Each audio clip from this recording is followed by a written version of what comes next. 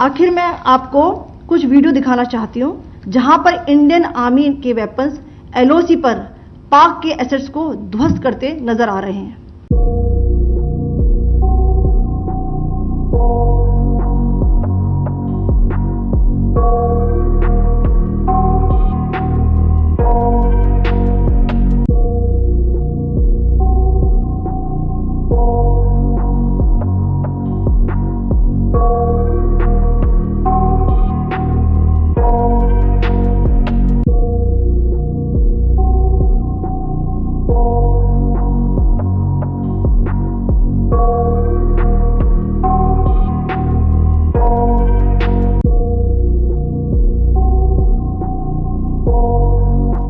Pakistani claims about activities that they have undertaken continue to be heavy on lies, misinformation and propaganda.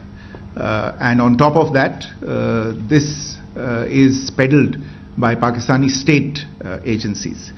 The claims that they have made about attacking and destroying various places, various military installations and facilities, as has been pointed out by my colleagues here this morning, are completely false.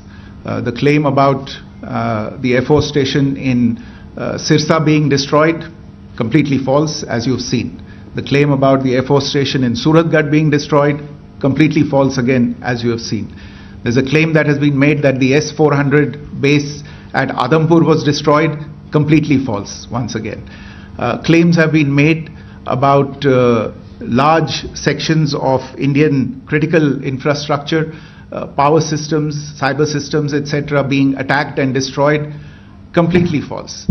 I would urge all of you and all those who watch this not to be misled by this tissue of lies that is being peddled by the Pakistani state for obvious purposes. Pakistan सेना ने पूरी पश्चिम मोर्चे पर लगातार आक्रामक गतिविधियां जारी रखी।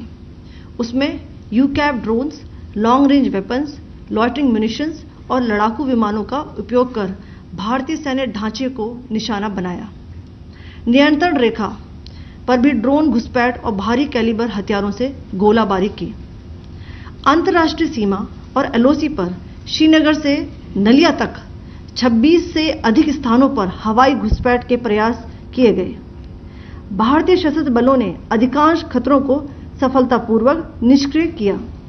फिर भी वायु सेना स्टेशनों पर उधमपुर, पठानकोट, आदमपुर और भुज बठिंडा स्टेशन, इन सब पर उपकरण व पर्सनल्स को हानि पहुंचाई। मैं ये भी बताना चाहती हूं कि पाकिस्तान ने हाई स्पीड मिसाइल सुबह 1:40 पर इस्तेमाल करके पंजाब के एयरबेस स्टेशन को दागने की कोशिश की। एक निंदनीय और अनप्रोफेशनल एक्ट के तहत पाकिस्तान ने श्रीनगर, अवंतीपुर और उधमपुर के वायु सेना अड्डों पर चिकित्सा केंद्र और स्कूल परिसर को निशाना भी बनाया, जिससे उसके द्वारा सिविल इंफ्रास्ट्रक्चर पर हमला करने की गैर जिम्मेदाराना प्रवृत्ति फिर उजागर हुई।